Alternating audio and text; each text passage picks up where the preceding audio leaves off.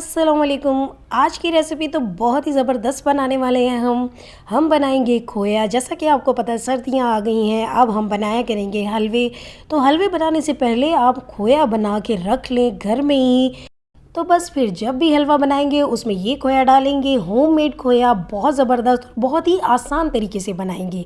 तो चलिए बनाना शुरू करते हैं। तो इसके लिए मैंने लिया है दूध।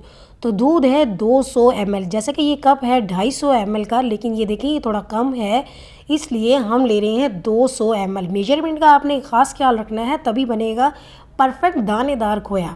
और इसमें हमने लेना है 50 ग्राम घी की बात कर रही हूँ मैं, ऑयल की बात नहीं कर रही। तो ये देखिए, ये सबसे जो छोटा वाला मेजरिंग कप होता है उससे भी थोड़ा सा कम है। और इसके साथ हम लेंगे 350 ग्राम मिल्क पाउडर। ये आपने फुल फैट वाला जो मिल्क पाउडर होता है वो लेना है।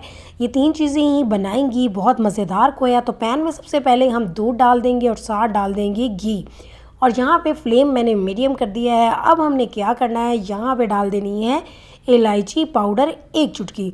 अब इसे मिक्स करेंगे, घी को मेल्ट होने देंगे और उस वक्त तक कुक करेंगे जब ये दूध और घी दोनों उबलने लगे। ये रेसिपी इतनी क्विक है कि 2 मिनट से कम टाइम में भी ये खोया बन जाता है।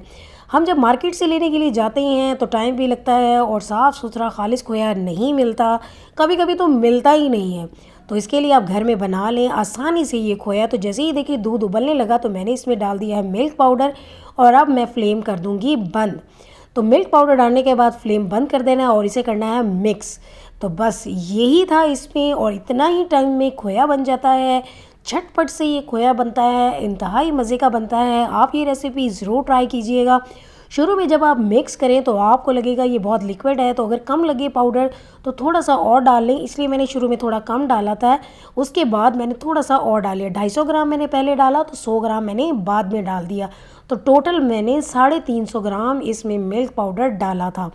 अब इसे अच्छी तरह से मिक्स करना है ताकि कोई भी गुठली ना रहे, अच्छे से मिक्स कर देना है। और उसके बाद देख लेना है आपने कि ये कैसा बना है। तो ये देखें, ये अब जैसे ठंडा हो रहा है ये थोड़ा गाढ़ा भी होता जा रहा है और ये दानेदार भी हो जाएगा। तो ये जैसे ही रूम टेम्परेचर पे आएगा तो ये देखें ये इस फॉर्म में आ जाएगा। अभी ये थोड़ा ठंडा हो गया है, तो ये देखें कितना ज़बरदस्त बना है खोया।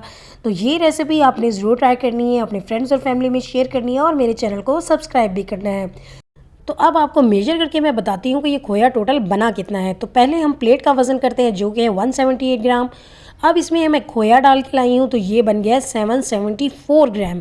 मतलब ये आधा किलो से भी ज़्यादा खोया बन गया है और घर में साफ़ सुथरा हमने बनाया है खोया।